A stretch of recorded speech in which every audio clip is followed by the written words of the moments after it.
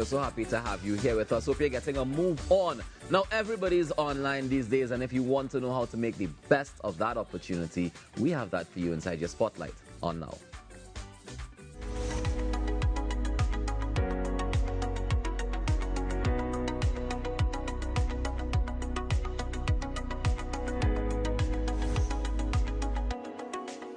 Now, the COVID-19 pandemic brought to the fore the importance of having a digital presence in an online world, particularly for entrepreneurs. One digipreneur has been encouraging more businesses to get online and have been giving tips on how they can monetize their platform. His name is Keron, a digital strategist and speaker, and he joins us this morning to talk more about it. Keron, good morning. Good morning, Kimberly. How are you doing today? I'm good. How are you this morning? I'm really good. Thank you for having me. Now, I know I'm in capable hands, but our viewers may not know that I'm in capable hands. So tell me a bit about yourself. Digital strategist, what is that? So basically, I work with Caribbean entrepreneurs across the region and diaspora and helping them take their businesses online and monetizing their platforms so that they can participate in the global economy. We don't just want to make money in Trinidad now. We want to be able to tap into different markets around the world so that we can make money. Yeah.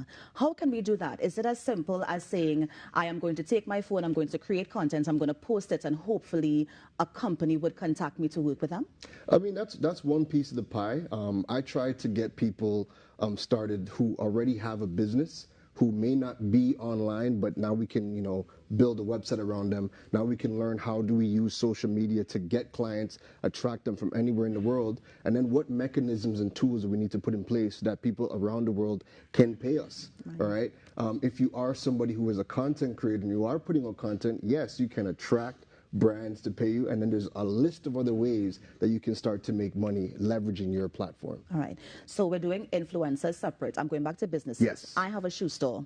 I want to be able to sell these shoes, not just locally, but internationally. How can you help me? All right. So first thing I will say is that we have a misconception that if we have social media alone, that's it. However, all social media platforms, regardless of what it is, Facebook, TikTok, Instagram, none of those platforms have given the Caribbean region any of the e-commerce tools. So while you can build a community, you can't actually use any of the e-commerce tools that they give you in the other markets. What does that mean?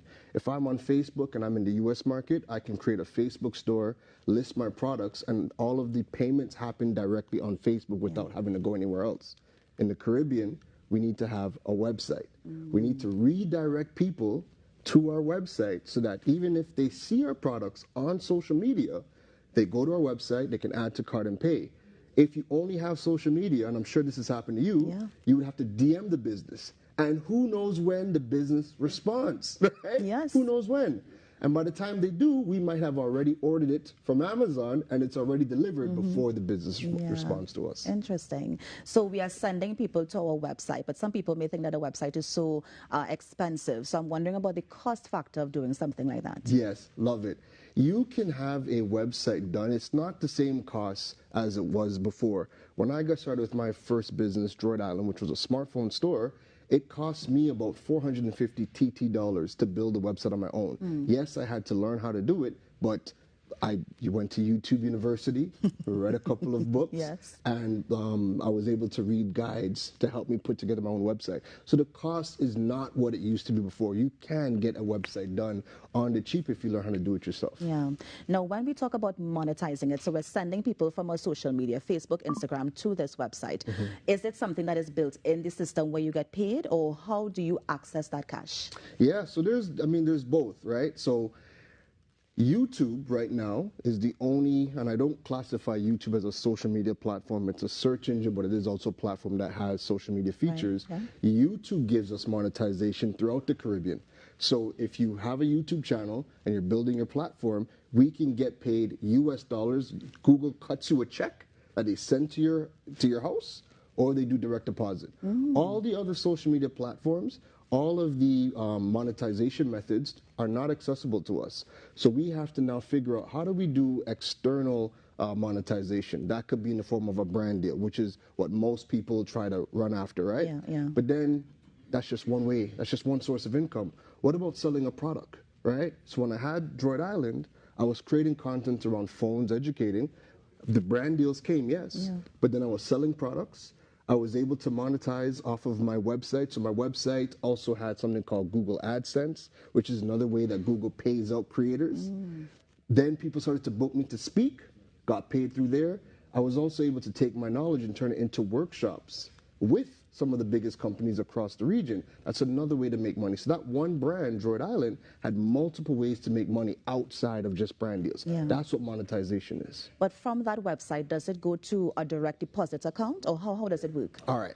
So let's just say if I'm selling a product on my Yeah. website, right? There are different tools or services that I can use that process those payments online, where they take the money from people's credit card or these new Visa debit cards that they're giving out. Yes. And then the money goes into our bank account. So one of those services is WePay.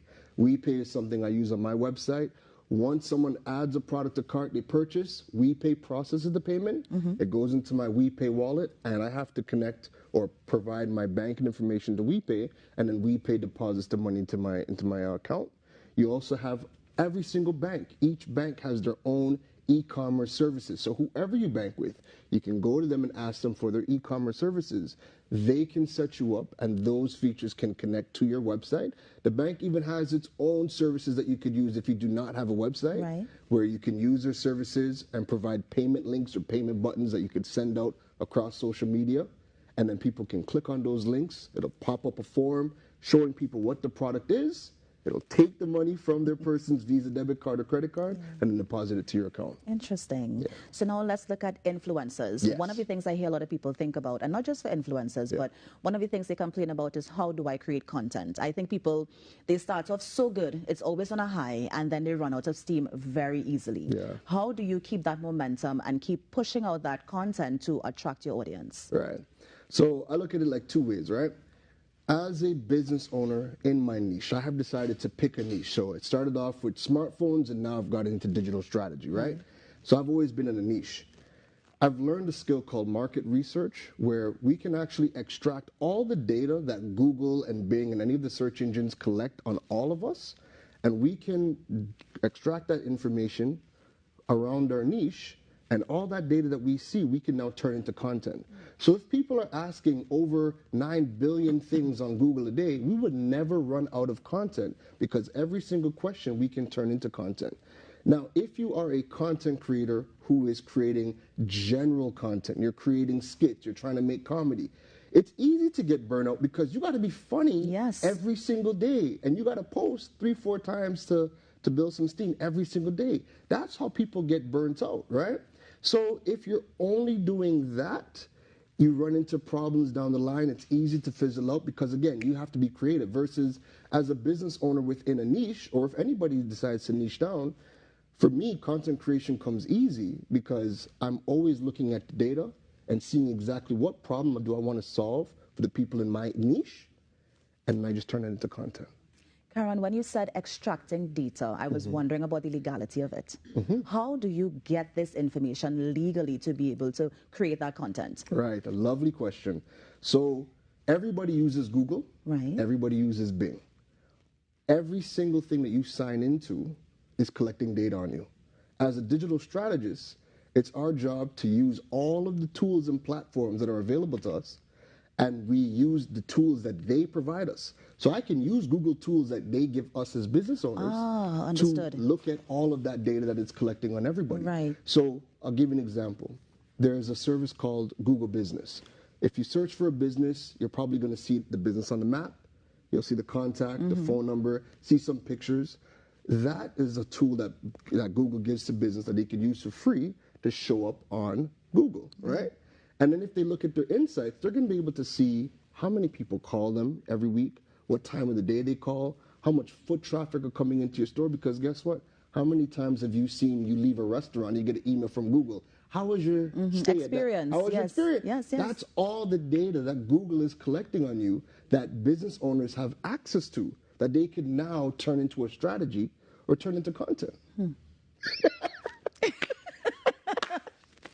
I have to pause for a minute there, because it's a bit scary. I mean, I don't want to be a Luddite and shy away from technology, but I'm just saying it's it is. It's kind of scary when you think about it. In terms of market research and content, right? If you go on Google search right now and you type in something like, just type in a word like pancakes, Google search gives you data right then and there. Whatever word you type in, it's going to show you a auto-suggested list of the top things people in your country have searched for in the last 7 days with that word in it. So you might see things like pancakes near me, how to make eggless pancakes, gluten-free pancakes. Those are all data points that Google is showing you that other people in your country have searched for. So as a business owner, I could type in a word on Google search without any fancy tool and get data, and I could turn that into content.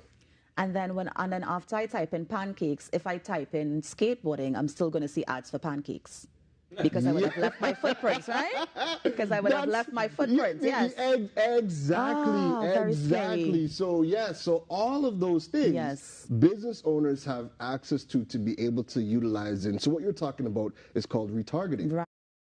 Right. Yes. So I could search for something, I go on somebody's website, their tracking pixel tracks me, and there's different types of pixels. So there's a Facebook pixel, there's a Google pixel, Twitter pixel, and we can use these things. And basically what that will do is, let's just say you visit my website and those pixels tag you, I can now go on Facebook and say, hey, Facebook, I want to create a new audience. Look at all of the people that came to my website that were tagged with the pixel. Right. Match up that pixel information to their profile on Facebook, and I can now retarget them on Facebook. Keron, who has access to this data? Is it, okay, so what is the criteria for accessing this data? I'm very concerned. I'm very, very concerned. Okay, you know what? How many times have you visited a website? Right. A pop-up comes up, it says blah, blah, blah, blah, blah, cookies, blah, blah, blah, blah, blah. Yeah. And you say accept. You've just given right, makes sense. You've just given access for the pixels to do what they got to do. Wow. Yes. So now you'll have more people who are clicking on the settings of the cookies and now declining everything and turning it off. But here's the thing, right? As a millennial, I don't mind ads. As a matter of fact, I don't mind my data being used as long as it benefits me. There's been so many times as simple as this where I've said out loud, hey, Zuckerberg, I need a garbage removal service. And the next, bam! You see an ad for it. I see an ad for it. Yeah. You have helped me. If you're using my data to help me live better and be better, no problem. If you don't want to participate, make sure that you're turning off all of the cookies that you see coming up. But I don't mind my data being used to help me navigate the internet better, navigate my life better, because a lot of the stuff I see, once it's targeted correctly, I don't mind because I need it. However, it's the random stuff that I see where business owners might not understand how to use these platforms properly. So they're just kind of targeting and marketing to everybody where it doesn't really work out. Yeah. And so, as you said that, for a business who is listening, a business owner listening now, can I just jump in and create a website, or I need to, as you were saying, find that niche? Like, is there a line? So first thing is I find the niche. Second thing is I go to Facebook, or second thing is I do the website. How do you know? What is the step-by-step process you would advise? Yeah. So for me, I will always tell everybody, you want to have a website. That is your digital home. That is the one place that you control, because how many times have we seen influencers, even companies, some of the biggest companies in Trinidad and Tobago have gotten their accounts suspended and removed off of social media. We don't own social media. So if we post something and the platforms don't like it, they can remove it. Your website is the one place that you have 100% control over. If something happens, if something goes down on social media, you still have a way to communicate. Your website, when set up correctly, is a living, breathing organism. It actually collects a lot of data for you on your audience and demographics so that you can make better business decisions as well. The data that we get on social media is nothing. They keep all the good data. We get nothing, right? But your website, when set up, can collect a lot of good data. And then the most important thing is, if you are a business, we can't sell on social media outside of DMs and exchanging DMs. We have to we have to push people to our website in order for them to be able to make the purchases. And the reason why you want to have that website is because if I were to ask you right now, how do you do your shopping? What time of the day do you do your shopping? Usually it's in the evening or early morning, right? How many of those times are businesses open? They're usually not.